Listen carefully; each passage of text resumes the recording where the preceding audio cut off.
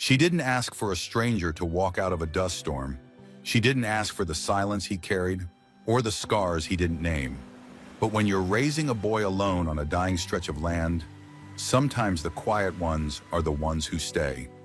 This is the story of Josie, a woman hardened by survival. Levi, her little brother with eyes too old for his age. And Boone, a man with blood on his hands and nowhere left to run. But maybe, just maybe, this time he ran towards something worth saving. The first time Josie saw him, he was little more than a silhouette walking out of a dust storm. Evening had begun its slow creep across the land, dragging long shadows over the hills and leaving the air thick with red grit. The kind that filled your teeth, settled in your boots, and made a mockery of clean lungs. Josie had just come down from the ridge with 2 buckets of water sloshing against her legs, cursing the pump that had gone stubborn halfway through. Her boots were cracked, her hands blistered, and her temper wore thin like threadbare linen. She almost didn't notice him at first, but something, instinct maybe, made her stop. A stillness, the kind animals have when they know they are being watched. He stood 100 yards out, just past the crooked fence line, coat flapping, slow behind him in the wind. Tall, lean. His hat was pulled low, shadowing a face she couldn't quite make out. He made no move, not even a wave. Josie narrowed her eyes and stood straight, letting her braid fall loose from under her scarf. Her heart was thudding, but she didn't show it. Flint Ridge wasn't the kind of place you survive by showing nerves. "You lost," she called, voice flat and firm. He didn't answer.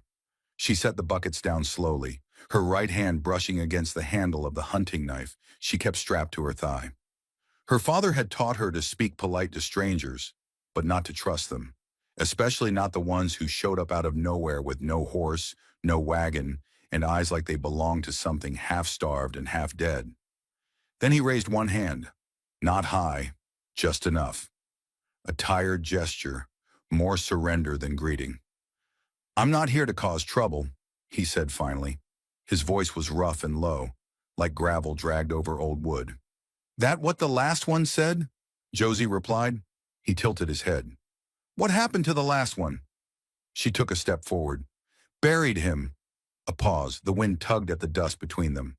"I don't want your food or coin," the man said. "Just need a place to sit out the storm." She studied him. He wasn't armed, at least not openly. His coat looked military, years out of service. The stitching at the collar was faded. The boots were city-made but worn down to the soles. Not a threat, not a promise either. Just a man who'd clearly come from somewhere worse than here. "You sick?" she asked. "Bit? Bleeding?" "No." "Name?" He hesitated. "I'm not letting a ghost sleep near my door," she said. "Give me something." "Call me Boone." She stared a moment longer, then finally sighed. "Storm will drown you if you stay out there." "I know." "Then follow close and don't touch nothing unless I tell you to." He gave a single nod, and that was that. Josie turned and picked up her buckets. She didn't wait to see if he followed, but she heard his steps, slow and heavy, behind her all the way to the porch. The house was small but solid. Her father had built it before the war, and Josie had kept it standing after. The windows were shuttered. The roof sagged in one corner, but it was hers and it kept the wind out. Mostly. She led him through the front room, past the cold stove and the faded cross above the mantel, then pointed to a chair by the hearth. "Sit," she said. "Don't speak yet." Boone didn't argue. He moved like a man half-healed from something no one else could see. He eased into the chair and folded his hands. Didn't look around. Didn't ask questions. Just waited. Josie stoked the fire with practiced hands, poured water into the kettle, then wiped her palms on her apron. "You from the Red Valley?" she asked without turning. "Used to be," he said. "Nothing left there now but graves and thieves." "I know." She turned then, studying him proper in the firelight. His face was drawn. Not handsome, not ugly, just worn, skin tanned by sun and suffering, a jawline covered in several days of stubble, and eyes sharp, gray, and utterly still. He looked like someone who had been forgotten by time, but had somehow survived it anyway. "You got that haunted look about you," she said. Like you walked through something and forgot to come back. He said nothing. She crossed her arms. I don't care where you've been, but I got rules. Understood. You sleep in the barn. You don't speak to my brother unless he speaks first. And you leave by dawn. Fair. She studied him again. Something about the way he didn't flinch, didn't argue, didn't posture, made her feel more wary than if he had. I got a boy here, she said. 12. Sharp eyes, shy mouth. He's seen more than a child should.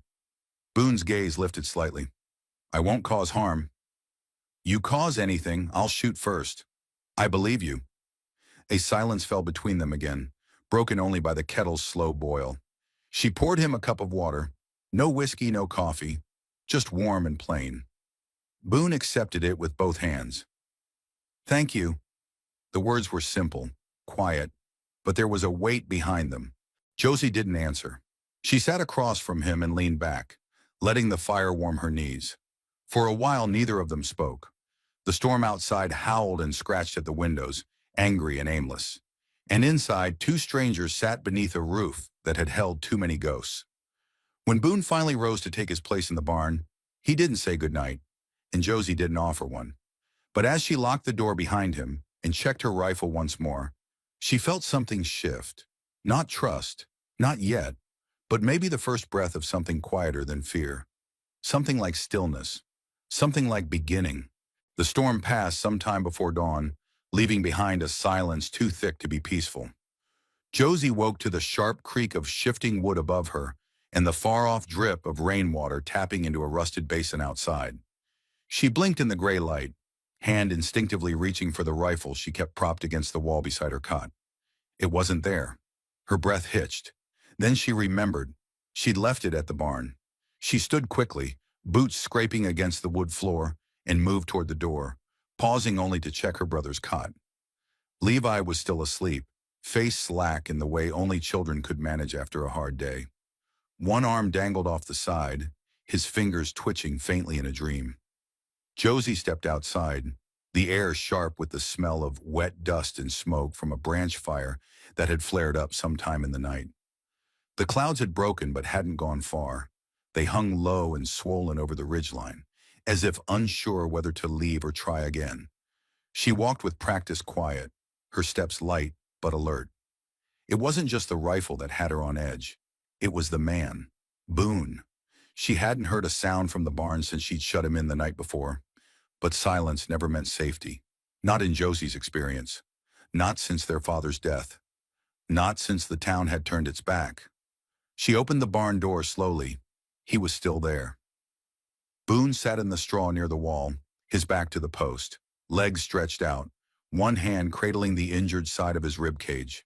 He looked up when the light changed, eyes catching hers like flint catching a spark. He hadn't slept much, or if he had, it hadn't helped. The skin under his eyes was darker now, like old bruises. Josie found her rifle in the corner, untouched. She picked it up, checked it out of habit, then looked back at him. You still breathing? Barely, he rasped. She crossed the barn and knelt beside him, brushing hay from his shirt to check the bandage she'd wrapped around his torso. It had held, but just barely. Blood had seeped through during the night. You shouldn't have slept on this side, she muttered, untying the knot. You reopened the wound? Boone didn't answer. He winced, his jaw clenched tight. The muscles in his neck stood out like cords under tension. Hold still, she said. He obeyed. Josie peeled the bandage back and saw the gash, still red, but not as angry as before. The bleeding had slowed. Infection hadn't set in. Yet. She breathed out slow and steady. I've seen worse, she said finally. Me too, he muttered. Some of it on myself. She shot him a look. Don't try to charm me, Boone.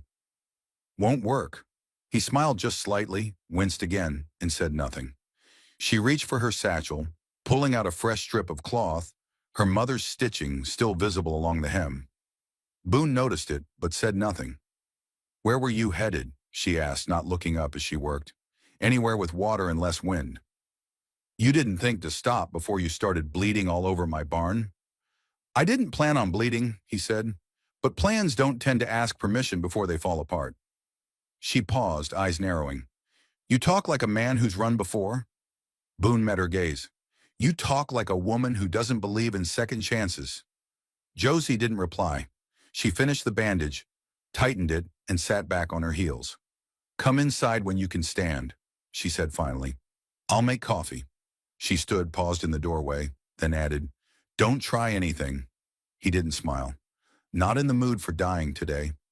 Josie left him there, closing the barn door behind her. She didn't trust him, not fully, but she believed he was telling the truth. And right now that was enough. Boone came in before the hour turned. He limped, but his steps were measured. Every movement spoke of someone who'd learned the limits of his own body, and more importantly, when to push past them. Josie had coffee ready, black and bitter. Levi had just woken and was sitting at the table, still blinking sleep from his eyes. Who's that? He asked, rubbing one with the back of his fist. A drifter, Josie said. Name's Boone. He's just passing through. Levi squinted. He looks like he fell off a horse.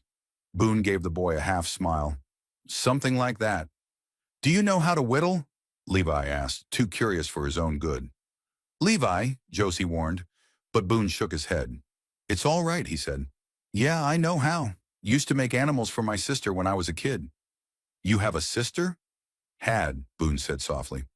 That quieted the room for a moment. Josie set a mug down in front of him, watched him take it with stiff fingers. You look like a man who's been running a long time, she said. He nodded. And you look like someone who built her whole life around not being left behind. Josie blinked. You're not wrong. Boone looked around the room. The table was old, the floor scarred from years of boots and heat. Everything was worn but cared for. You fix this place up yourself? He asked. My brother and me. After Pa died, there wasn't anyone else. Boone studied her face. You're tougher than most men I've met. I've had to be. Silence again, but it didn't hang heavy this time. It simply existed. You planning to leave once you're healed? Josie asked, not looking at him. I didn't plan to stay in the first place. That's not an answer. Boone set his cup down. But it's the truth. Josie let out a breath. There's fence to be mended. The storm did a number on the south side. Boone raised an eyebrow. Is that your way of saying I can stay if I work? It's my way of saying you're already on borrowed time. Might as well earn your coffee. He smiled, slow and real. Fair enough. Later that day, Boone walked the fence line, slow but steady. He took tools from the shed Josie had pointed out, didn't ask for help, didn't offer excuses. Josie watched from the porch, arms crossed, rifle leaning beside her. She didn't trust him, not yet, but she didn't feel the need to shoot him anymore either. And in Josie's world, that was the beginning of something. Maybe not peace, but something. Something she hadn't had in a long, long time. The morning after the coyote, the wind changed. It came gentler from the west, bringing with it the scent of juniper, and earth turned soft by rain. Josie noticed it first when she opened the shutters and found the sky a little less heavy than before, the clouds thinning like smoke after a gunshot. She didn't comment on it, just nodded to herself and moved through the kitchen with practiced steps, pouring coffee, setting water to boil, slicing the last of the cornbread. Boone was already outside, though she hadn't heard the barn door. He moved like a man trying not to remind the world he still existed. Slow, careful, but not clumsy. He had one hand on his side, the other carrying a length of rope and 2 rusted fence stakes. Josie watched him through the window for a while before stepping out. You're up early, she said, crossing her arms. Boone looked over his shoulder. Didn't sleep much. That because of the wound or because of the roof? He gave a thin smile. Bit of both. She came down the steps and joined him in the dirt, squinting toward the south fence line. Storm tore through clean, lost 3 boards. Some posts gave up and laid themselves down like old dogs. Boone nodded. Figured I'd start there. Fence is the first thing men break when they think no one's looking. Josie glanced at him sideways. That's something you've seen before? Enough to know fixing one's a kind of promise. Says you're staying, even if just for the season. She didn't respond right away.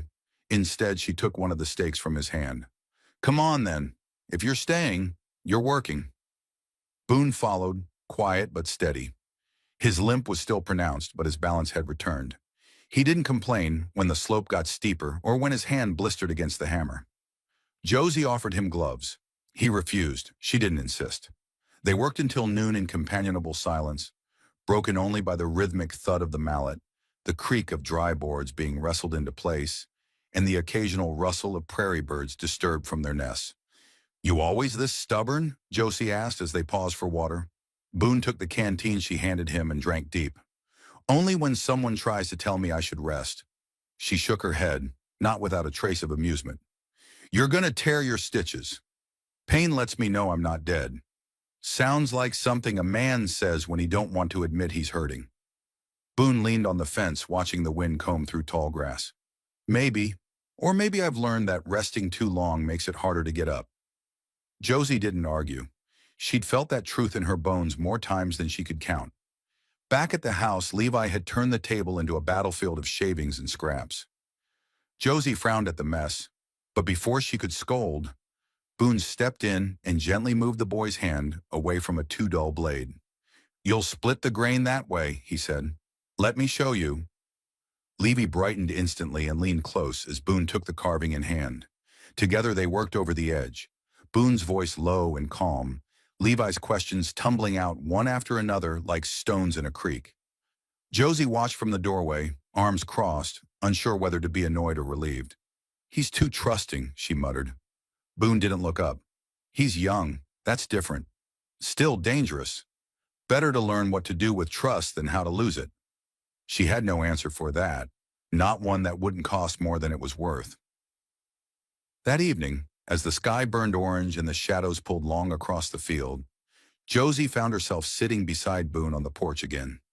It had become a habit, though neither of them had agreed to it, the kind of routine that crept in like smoke through old boards, unnoticed until it warmed your hands. "Levi likes you," she said, sipping from her mug. Boone nodded once. "I like him too. Reminds me of someone." "Your sister?" Boone didn't answer right away. His jaw tightened slightly. "She was 12 when I left. Used to follow me around with a stick and pretend it was a rifle."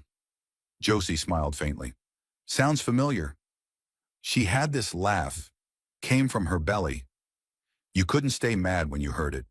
Made you believe things could still be all right, even when they weren't. Josie tilted her head. "What happened to her?" Boone's fingers curled around the edge of the mug. "Same thing that happens to most good things when war comes. She disappeared. Letters stopped. By the time I got leave and went back, there was nothing left but ash and stories that didn't match." "I'm sorry." He nodded. "Me too." They sat in silence for a long while after that. Crickets began to hum in the grass. Somewhere out near the ridge, a hawk called once, sharp and high. "You planning to stay through the next storm?" Josie asked finally. Boone didn't answer right away. Then, "I don't know. But I'm not looking to run, if that's what you mean." She met his eyes. "I don't let people stay easy. I wouldn't respect you if you did." Josie set her mug down and stood. "The barn roof needs patching. I'll show you where the boards are tomorrow." "All right." As she stepped back inside, she paused in the doorway. "And Boone?" "Yeah? If you're gonna keep sitting on my porch, you'd best learn how to play cards." He smiled, really smiled, for the first time since he arrived. "I used to be decent at poker." She snorted. "Then you'll fit right in." She shut the door behind her, but this time she didn't lock it. And that, in Josie's world, meant more than any promise spoken out loud. The next morning brought a brittle kind of cold, the kind that crept in under door frames and settled in your joints. Josie stood by the stove, arms wrapped around herself, staring at the faint blue light slipping in through the kitchen window. Boone had already gone out. She'd heard him stir at first light, boots crunching in the frost outside. He hadn't said a word. He didn't need to. By the time she and Levi stepped out onto the porch, Boone was on the roof of the barn. "Idiot," she muttered, squinting up at him. "He'll fall straight through if the beams don't hold." "He said he'd check the joists first," Levi said around a mouthful of cornbread. "That man says a lot of things." Still, she watched him longer than she meant to. He moved slowly, each step tested before he placed weight on it, balancing the hammer across his back. The sky behind him was wide and pale, stretching out like a blank page. And for a moment, Josie saw something she hadn't felt in years. Calm. Not peace, not yet, but the breath that comes just before it. By midday, Boone had come down off the roof with a new layer of dust and two fresh splinters in his hands. Josie handed him a basin of water and a clean cloth, gesturing toward the stoop. You didn't fall. I'll admit to being surprised. Boone dipped his hands into the basin and shrugged. Falling's never been my problem. It's getting back up that hurts. She fought a smile. Don't expect praise for doing what needs doing. Wouldn't dare. They sat on opposite ends of the porch while Levi ran laps around the coop, chasing a chicken he claimed had stolen one of his carvings. The boy's laughter rang across the yard, high and bright. Boone watched him a long while, fingers absently flexing around the cloth. You ever think about leaving? He asked quietly. Josie didn't look at him. Every damn day. What stops you? This place. Levi. The weight of things I haven't finished yet. He nodded. Sometimes staying's the harder thing. You sound like you know. I do. She shifted, picking at a loose thread in her skirt. I stayed because someone had to. My father left things broken when he died. Some of them I can fix. Some I pretend I don't see. Boone looked at her then, his eyes steady and quiet. And what am I? What? Something broken you think you can fix. Or something you'd rather pretend away. The question caught her off guard. She held his gaze a moment, then stood. You're a man who's still breathing. That's enough for now. That evening, Josie brought out a battered deck of cards, edges soft from years of handling. She dropped it on the table between them as Boone rubbed salve into his ribs. You said you could play. I said I used to be decent. Well, she said, dealing the first hand, I'm better. They played in the glow of the lantern, while Levi dozed in a chair by the fire. Boone wasn't bad, but Josie had a sharper eye and a sharper tongue when the pot got interesting. They didn't play for coin. There wasn't any to spare. But Josie kept tally with charcoal on the tabletop, smirking every time she marked another win. You cheat, Boone said once, mock-offended. You're just slow. He chuckled low in his chest, and Josie felt the sound settle somewhere deep, familiar, like a tune she hadn't heard in years but still remembered the steps to. Later, she found herself standing by the window after Boone had gone back to the barn. She didn't know why she stayed there so long, watching the light fade, listening to Levi's soft breaths, and the creak of the floor as the house settled in for the night. Maybe it was the way Boone had smiled, not out of habit or manners, but like he meant it. Like something inside him had softened for just a second. She didn't trust it, but she didn't reject it either. And that, she figured, was the most dangerous place to be. Because people could live through storms, survive hunger and bullets and betrayal. But hope was what got you killed. In the barn, Boone lay on his back staring at the ceiling beams, counting knots and spider tracks. His ribs ached. His hands throbbed.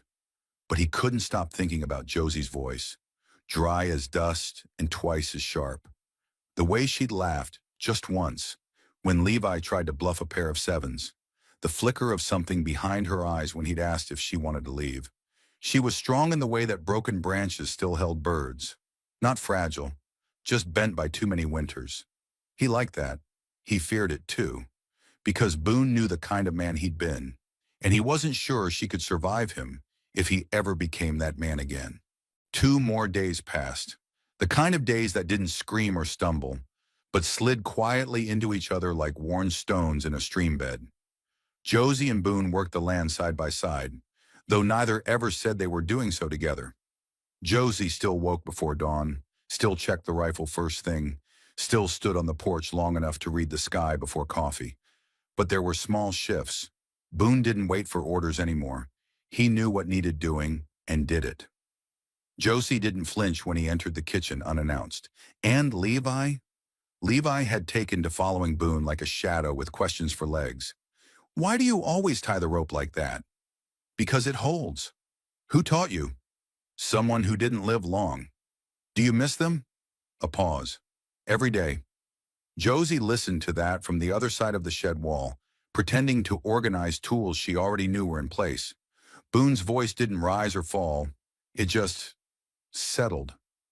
It filled the quiet like warm smoke, wrapping around Levi in a way that made Josie's chest ache. Boone never talked down to him, never rushed his answers. And Levi, in turn, had stopped fidgeting so much. He worked longer, laughed softer. She should have been relieved, but she was afraid. Afraid of how quickly the boy trusted. Afraid of how easily Boone had slipped into their lives without asking for a place. And more than anything, afraid of how much lighter the house felt when he was inside. That evening, Josie was cutting onions when she caught Boone staring at the old photograph nailed above the hearth. It was the only one they'd kept after the fire, blackened at the edges, faded from sun. It showed her father holding a baby Levi in one arm and her shoulder in the other. Her mother had been gone by then. "You look like him," Boone said. Josie didn't turn around. "In the eyes or the jaw?" "In the weight." She paused, knife still in hand. "That's not always a compliment." "I didn't mean it as one." She set the knife down and finally looked at him. He wasn't a bad man, just broken, the kind that stayed broke. Boone nodded slowly. "Most of us do." A long silence settled, thicker than the smoke that sometimes crept in from the chimney. Boone leaned back against the wall, eyes unreadable. "Why'd you really come here?" Josie asked. He blinked. "You know why." "No," she said. "I know what you told me. But I also know a man doesn't walk out of a dust storm half dead unless something worse is behind him." Boone looked down at his boots. One heel was splitting. The laces were mismatched. "I wasn't running," he said finally. "I was done. Done with bleeding for people who forgot my name. Done with sleeping in ditches and pretending it wasn't punishment. I just walked. Didn't even know where I was heading until I saw you. That ridge. That light in the window." He looked up again. "I didn't come to be saved. I just didn't want to die without seeing something real." Josie said nothing. She didn't need to. That night the wind picked up again. Not like a storm, just a warning. A reminder that the world didn't care how long you'd found quiet. It would come knocking anyway. Josie stood outside with her arms around her waist, looking out across the field. Boone stepped onto the porch beside her, barefoot but calm. "What are you thinking?" he asked. "That fences don't stop what really wants in?" He nodded. "But they buy you time. Time's not the problem." "No, it's what comes after." She turned to face him then, truly look at him, not the stubble or the limp or the way his coat still carried the scent of dust, but the man beneath, the one who didn't ask for a second chance, just didn't refuse one. "I can't do this again," she said. "I can't let someone in just to bury them. Or worse, watch them leave. I'm not asking you to, but you're already here." Boone didn't speak. He didn't have to, because she was right, and they both knew it.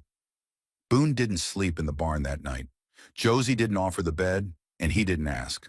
But when she passed him a blanket and pointed to the hearth, there was no resistance, no comment, just understanding, the kind that only two people with too many scars could share.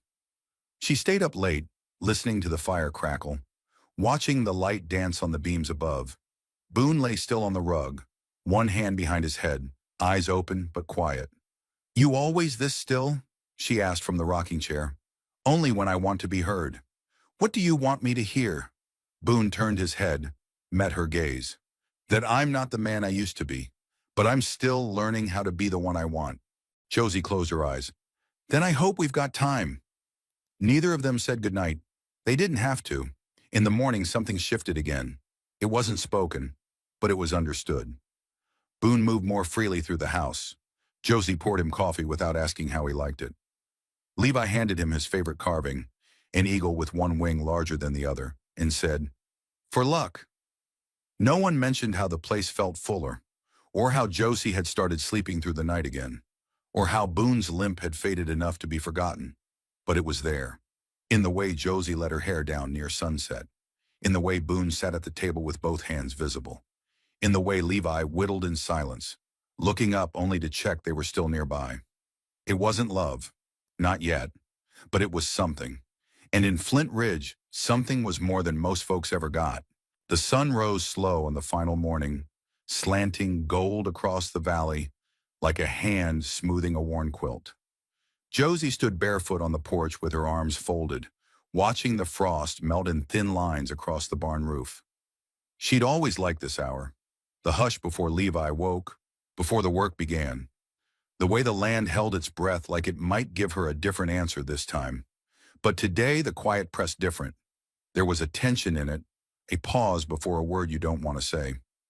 Boone stepped out behind her, shirt sleeves rolled, hair damp from a tin basin. He moved easier now, like the ache had finally settled into something manageable.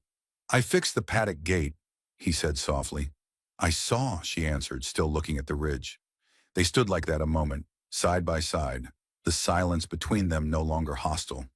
Boone waited, but Josie didn't move. Eventually she spoke. "There's a wagon coming." Boone turned his eyes to the trail and nodded. A dark speck was rising dust, too steady for a ranch hand, too slow for a stage. Town men, maybe, or worse, law. "You expecting someone?" he asked. "No." He didn't push further, just turned and disappeared into the barn. The wagon arrived an hour later.